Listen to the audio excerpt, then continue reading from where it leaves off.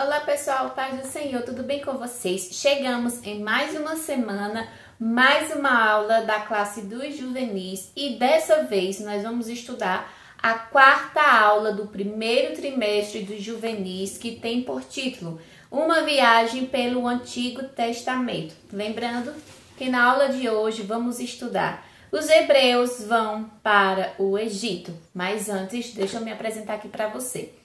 Eu sou a Laura, sou aqui de Pernambuco e sou professora da Escola Bíblica da classe dos juvenis. E se eu fosse você, eu ficaria até o final, porque a aula de hoje tem muito conteúdo que vai servir de muito aprendizado para você e quem sabe para a sua turma. Sem mais delongas, vamos embora para a nossa aula de hoje.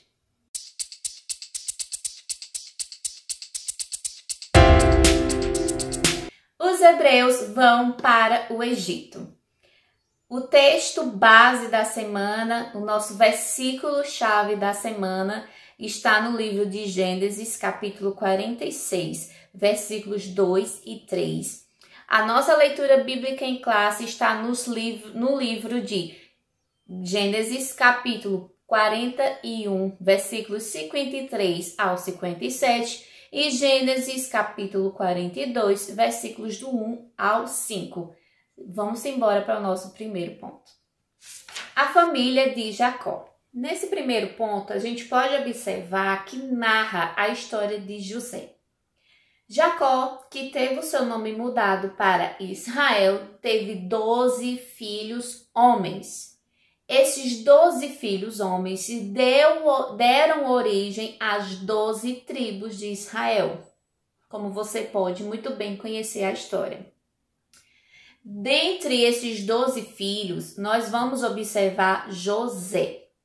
Jacó tinha uma preferência entre os seus filhos por José. E José, com o passar dos anos, ele começa a ter sonhos, a ter revelações de meio que como que iria acontecer com ele, onde ele tem aquela visão, aquele sonho entre ele e seus irmãos. Só que os anos se passam e os irmãos de José começam a ficar com muita raiva de tudo aquilo.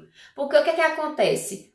O pai, que era Jacó, que agora já era Israel, ele tem como preferido o seu filho José. Jacó vem e dá uma túnica colorida a José, coisa que ele nunca tinha feito com seus filhos, nem mesmo com seu filho primogênito. Porque, como vocês sabem, naquela época era bem comum que o filho primogênito, que era o filho mais velho, tivesse a bênção da primogenitura, que daria a ele mais destaque, mais posição entre todos os filhos, por ele ser o filho mais velho. E Jacó não tinha esse contato, essa afeição, nem com o seu filho mais velho, que era o primogênito, e tinha com José. Então ele pegou uma túnica diferente, deu para José, o que aumentou mais ainda todo aquele contexto ruim que já tinha ali entre aqueles irmãos.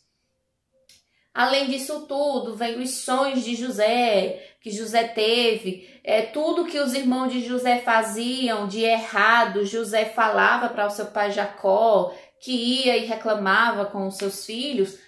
Então, todo aquele contexto familiar estava bem complicado, porque a gente percebia um pai que tinha preferência por um filho, e isso causava problema entre os irmãos, aquele filho preferido entre os seus próprios irmãos, aquele embate todo. E aí, lendo, como vocês podem ver em Gênesis 37, os irmãos de José começam a tramar a morte de José, porque eles tinham raiva de José por causa de todo aquele contexto familiar conturbado ali. Então eles começam a discutir se mataria José ou não, o que é que fariam, até que eles têm a ideia de vender José como escravo. E eles vendem o seu irmão José como escravo.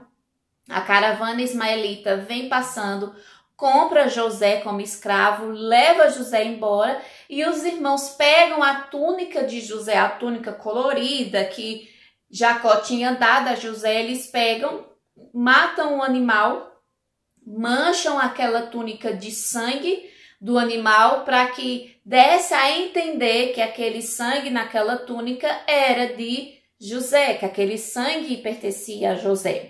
E eles pegam aquela túnica, levam para Jacó, entregam a Jacó e falam que alguns animais ferozes mataram José e eles só conseguiram trazer aquela túnica toda manchada de sangue. E Jacó Jacó acredita na mentira que os próprios filhos criaram, falaram, porque ele passa a acreditar que o filho dele, José, o filho preferido dele, estava morto, porque a prova disso era aquela túnica de José manchada de sangue. E como vocês sabem, José é vendido como escravo, vai para lá no Egito. No Egito, Potifar compra José. Potifar era o guarda ali, o chefe da guarda, né, o capitão da guarda de Faraó. Então, Potifar compra José. José continua escravo. Potifar compra José para servir na casa de Potifar.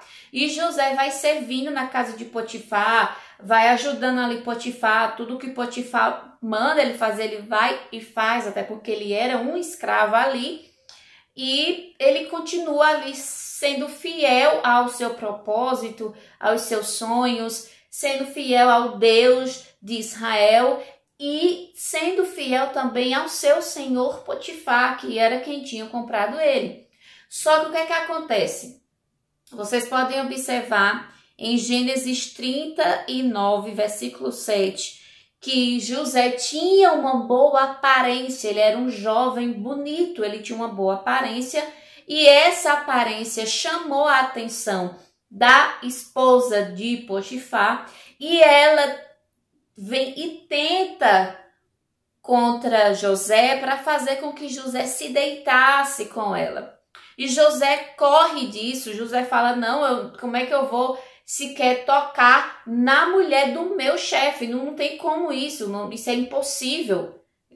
Essa mulher, traduzindo para hoje, essa mulher tá ficando doida. Como é que eu vou fazer um negócio desse? Parece que é louca. E ela, com raiva de José, ela vai e incrimina José. Ela joga José contra o seu marido Potifar. E ela começa a falar que José que tinha tentado abusar dela.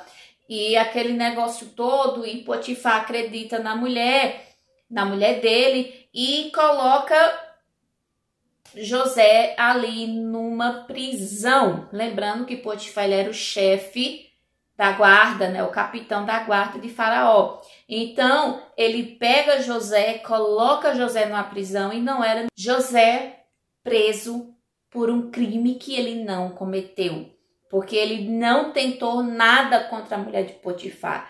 Ela que tentou contra ele. Ela que tentou seduzir ele e ele correu disso. Só que ela o incrimina e ele vai preso por um crime que não cometeu. E ali na prisão ele passa a interpretar os sonhos dos homens que estavam ali. Só que Deus sempre utiliza maneiras de moldar o nosso caráter e cumprir os propósitos que Ele tem em nossa vida. Não importa a maneira que Ele faça, o que importa é que Ele faça. Porque o que deve prevalecer é a vontade e o querer soberano de Deus. Por mais que não seja a minha vontade, mas o que deve prevalecer é a vontade de Deus, porque a vontade dele é boa, é perfeita e é agradável. Indo agora para o nosso segundo ponto. A ida para o Egito. Enquanto José estava na prisão, nós podemos observar que ele encontrou duas figuras importantes nesse momento em que ele estava ali aprisionado. O copeiro e o padeiro, que ambos serviam ao faraó, mas que estavam presos. Os dois, em certa noite, tiveram um sonho. Sonho esse, cada um sonhou um sonho. E cada um deles estava perturbado com o próprio sonho que tinham sonhado. Então eles foram falar com José e cada um falou do seu sonho. O copeiro falou para José qual era o sonho e o padeiro também explicou a José o sonho que ele tinha sonhado na noite anterior. José interpretou o sonho de cada um e, passados 3 dias, o sonho de cada um se cumpriu. O copeiro voltou a servir a Faraó, assim como no sonho que ele tinha sonhado e não tinha entendido, e José havia interpretado, enquanto o padeiro foi executado, cumprindo assim o sonho que ele tinha sonhado. O autor destaca: a capacitação de Deus dada a José para interpretar sonhos foi fundamental, não só para José, como também para toda a história do povo hebreu, porque através dele, Deus começou a mudar a sorte de seu povo e concretizar os seus propósitos mais amplos. Se você observar em Gênesis capítulo 41, você vai ver que tem o tempo certo para tudo. No tempo certo, José foi lembrado. Faraó teve um sonho que o deixou perturbado e que ninguém conseguia decifrar ou dizer o que aquele sonho significava.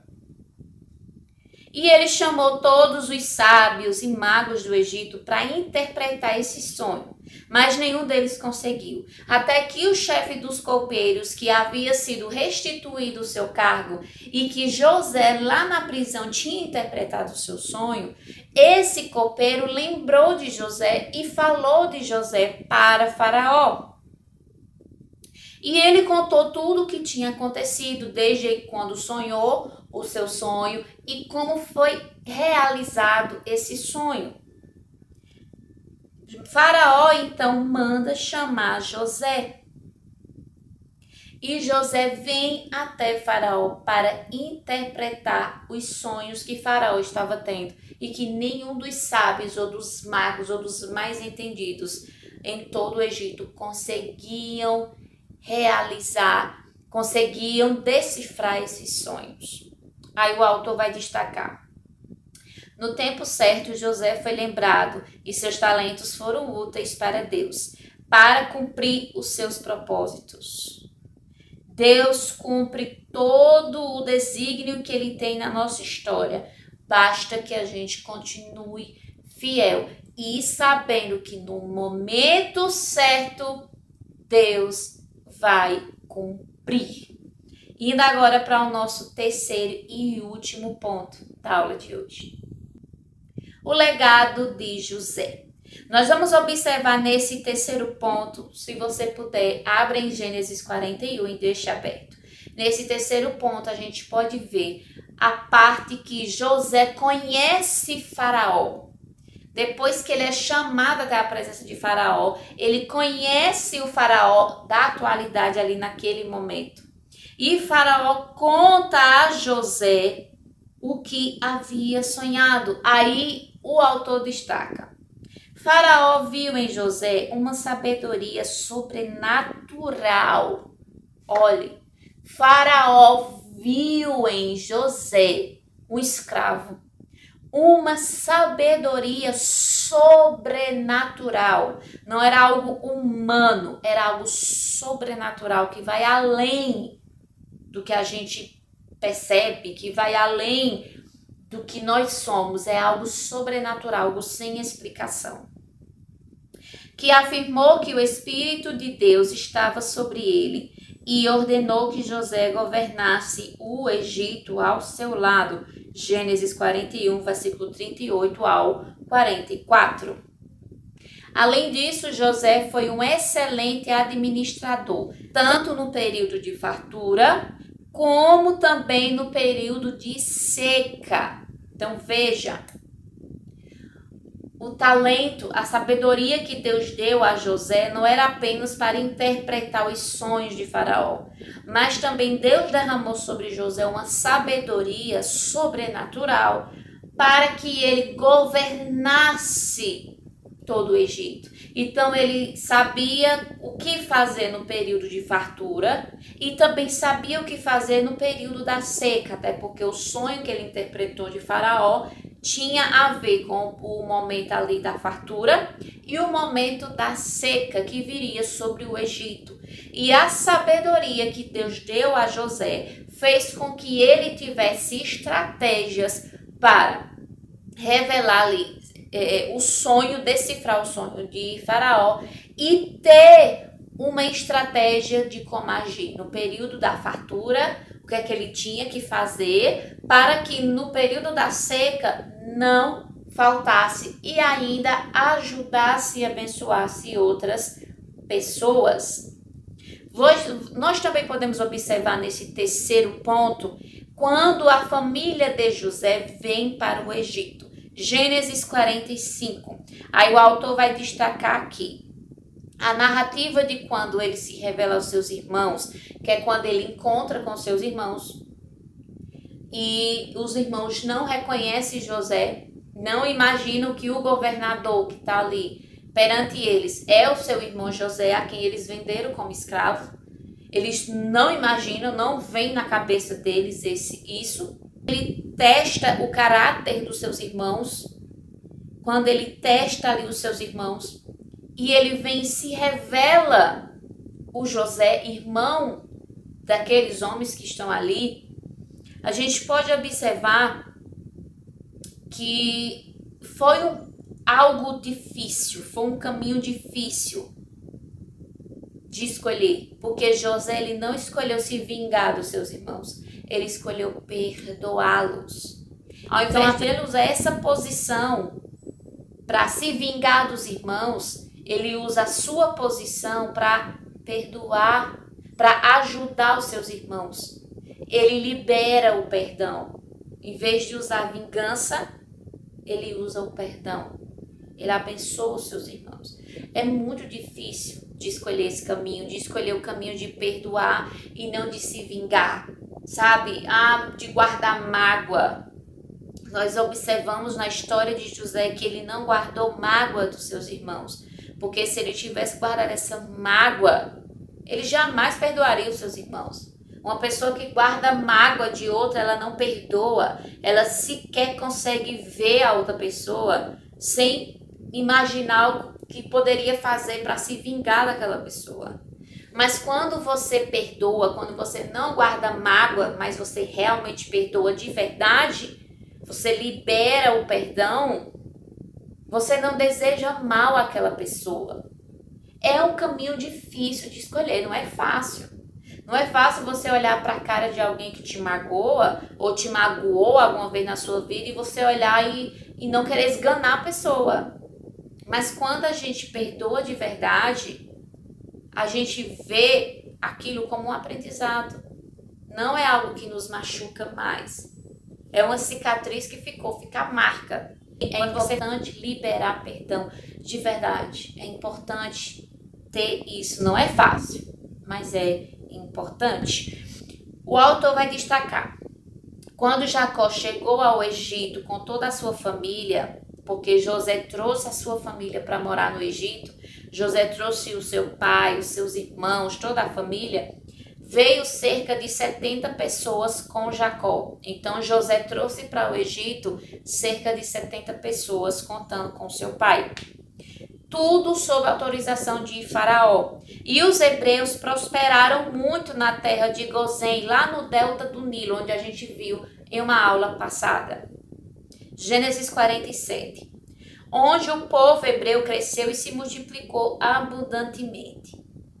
Aí o tempo passou e se levantou um faraó egípcio que não conhecia nem José, nem a história do povo hebreu, ele não conhecia nada desse povo e percebeu que o povo hebreu crescia e prosperava muito rápido. O que o deixou com inveja e com medo do seu trono ser tomado pelos hebreus. Êxodo capítulo 1. Entretanto, quanto mais o povo era oprimido, porque esse faraó novo começou a oprimir o povo para que o povo não se multiplicasse, para que o povo não prosperasse, quanto mais ele oprimia, mais o povo crescia. Aí o autor vai destacar: Deus utiliza até uma situação adversa que um dia acaba para nos fazer crescer. E na próxima aula nós vamos ver com calma esse momento do êxodo, esse momento em que o povo está nessa opressão lá no Egito. Mas o aprendizado que fica para nós hoje com essa aula sobre José, sobre o povo começando ali no Egito, o povo hebreu começando, é que Deus usa situações adversas, situações complicadas até, para nos fazer crescer e entender qual é o nosso propósito nessa terra. E nos fazer entender que para cumprir esse propósito, nós temos que passar por momentos bem difíceis. Que Deus possa abençoar você, que Deus possa ajudar você a entender cada dia mais o seu propósito. E se você chegou até aqui, o final da aula, eu vou pedir que você comente aqui embaixo José. E eu vou entender que você assistiu até o finalzinho da aula, tá? Se ainda não é inscrito, se inscreva no nosso canal, ative o lembrete, porque toda semana estamos tendo aula aqui de juvenis. Toda terça-feira, aula de juvenis para todo mundo do canal.